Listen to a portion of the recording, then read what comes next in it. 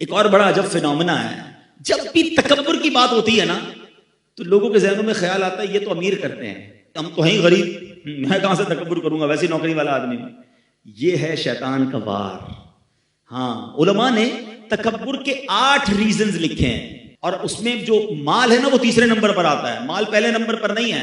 تکبر کا جو سب سے پہلا ریزن ہے نا وہ ہے علم۔ جب بندہ علم سیکھ لیتا ہے نا تو اس کو باقی لوگ جاہل لگنے لگ جاتے ہیں، ان کو تو آتا ہی کچھ نہیں ہے، انہوں نے پڑھا ہی کچھ نہیں ہے۔ بڑی کمال کی روایت ہے، من قال انا عالم فہو جاہل، جس نے کہا کہ میں عالم ہوں وہ جاہل ہے۔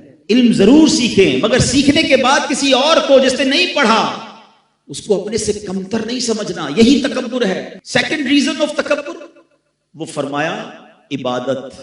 شیطان بڑا مردود ہے، پہلے تو عبادت سے روکتا ہے، اب جب عبادت کرنے لگ گیا تو اب اس کو تکبر میں مبتلا کیسے کرتا ہے کہ بندہ جب نمازیں پڑھے، روزے رکھے، صدقے کرے، تہجد پڑھے، اب اس کو باقی گھر کے لوگ، باقی دوست بڑے حقیر سے لگتے ہیں، یار کیسا آدمی ہے، میں تہجد پڑھتا ہوں یہ تو نماز بھی پوری نہیں پڑھتا۔ یو ہیو نو رائٹ، آپ کے پاس ایسا کوئی رائٹ نہیں ہے کہ آپ دوسرے کو حقیر جانیں۔ اور یہ شیطان کا بڑا خطرناک وار ہے کہ عبادت گزار کو تکبر میں مبتلا کر دیتا ہے۔ وہ بڑا پیارا واقعہ ہے نا کہ ایک بار ایک بزرگ جو تھے اپنے بیٹے کے ساتھ کہیں سفر پر جا رہے تھے، راستے میں مسافر خانہ آیا، باپ بیٹے بھی سو گئے، قافلے والے بھی سو گئے، تہجد کا وقت ہوا تو باپ بیٹے اٹھے، تہجد پڑھی۔ تہجد پڑھنے کے بعد بیٹا والد صاحب سے کہتا ہے ابا جان یہ کیسے لوگ ہیں، کوئی بھی نہیں اٹھا۔ اب جو ابو جی نے جواب دیا نا، اللہ کاش یہ بات سمجھ آ جائے، کہ بیٹا تو بھی سویا رہتا تو اچھا تھا۔ بات آئی سمجھ میں؟ اب تو نے اٹھ کر تہجد تو پڑھ لی مگر پڑھنے کے بعد تجھے دوسرے حقیر لگنے لگے، یہ بڑا پرابلم ہے۔ ضرور کیجئے عبادت مگر اس لیے نہ کیجئے کہ میں دوسروں سے سپیریئر ہوں، شیطان کی بڑی عبادت تھی جناب۔ اب آیا تیسرا ریزن اور وہ ہے مال۔ جب پیسہ آتا ہے تو انسان کو غریب اچھا نہیں لگتا ہے، اس کو لگتا ہے میں نے کمایا ہے، میں نے جناب یہ عروج حاصل کیا ہے۔ ہمیشہ یاد رکھیں جو کچھ دیا ہے وہ رب نے دیا ہے، وہ جب چاہے واپس لے سکتا ہے۔ بزرگ بیٹھے پوچھو ان سے، ہم نے راتوں رات امیر کو کنگال ہوتے دیکھا ہے، زکات دینے والوں کو زکات لینے والا بنتے دیکھا ہے۔ اس کووڈ نے تو بہت کچھ لوگوں کو دکھایا نا، کئیوں کو عروج ملا، کئیوں کو زوال ملا۔ چوتھے نمبر پر کہا حسب و نسب، بڑا خاندان، بڑی فیملی، پیر ہی نہیں دیتے بھائی ہمارا خاندان بہت اونچا ہے، ہم تو بڑے خاندان والے، اس کا تو خاندان وہ فلاں فیملی سے تعلق رکھتا ہے۔ اللہ اکبر، ذرا سوچو، میرے آقا علیہ الصلوۃ والسلام نے حجۃ الوداع کے موقع پر جو تاریخی خطبہ فرمایا تھا اس وقت یہ شاندار اعلان کیا تھا کہ اسلام آیا اس لیے ہے کہ اب یہ جو حسب و نسب کا تکبر ہے، تفاخر ہے، اس کو ختم کرنے اسلام آیا ہے کہ کوئی قبیلہ کسی قبیلے سے افضل نہیں ہے، اللہ کی بارگاہ میں مقرب وہ ہے جو زیادہ تقوی والا ہے۔ مگر آج بھی یہ بیماری موجود ہے کہ میرا خاندان اونچا، اس کا خاندان نیچا، اور یہ حسب اور نسب بھی تکبر لاتا ہے۔ اور جو یہ حسب نسب پر تکبر کرتے ہیں نا فیملی وائز، پھر کبھی کبھی ہم نے دیکھا ہے ایسی غلطی ہوتی ہے کہ کسی کو منہ دکھانے جیسے بھی نہیں رہتے، پھر کدھر جاتا ہے خاندان، تو کبھی اس پر تکبر نہیں کرنا چاہیے۔ پانچواں ریزن جو علماء کہتے ہیں عہدہ، منصب، کسی کو کوئی عہدہ مل جائے، کوئی منصب مل جائے، انسان پھر تکبر میں گرفتار ہوتا ہے۔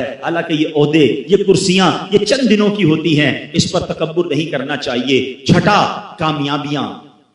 جب بندے کو دھڑا دھڑ کامیابیاں ملے نا، ارے بھائی میں تو پتھر کے بعد لگاتا ہوں سونا ہو جاتا ہے، جو ڈیل کرتا ہوں فائدہ ہی فائدہ ہوتا ہے، جو فیصلہ کرتا ہوں کمال کا ہوتا ہے۔ ابھی ایک آئٹم خریدی، ہر کوئی منع کر رہا تھا، میں نے خریدی، دیکھو پیسے بڑھ گئے، یہ مجھے ایسا پتا ہے۔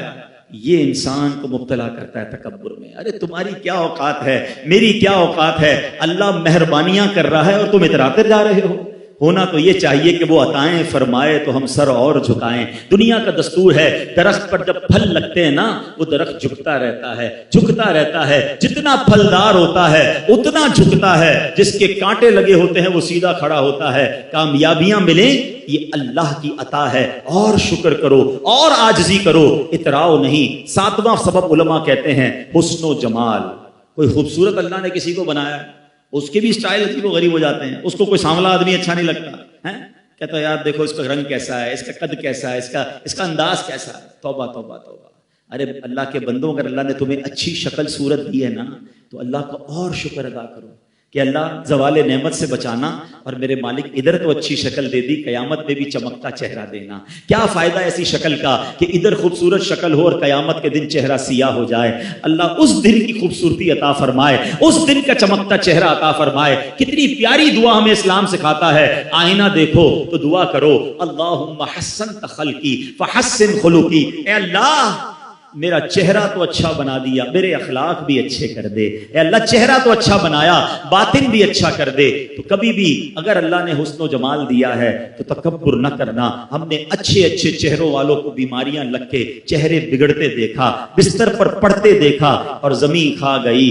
نوجوان کیسے کیسے ہوئے نامور، بے نشان کیسے کیسے، اسی 2 گز کی قبر میں مٹی کے اندر وہ خوبصورت بھی چلا جاتا ہے۔ تو اترانا نہیں ہے۔ 8واں ریزن، اور وہ ہے طاقت۔ آقا کے پاس کیسی طاقت تھی اور عاجزی کیسی تھی۔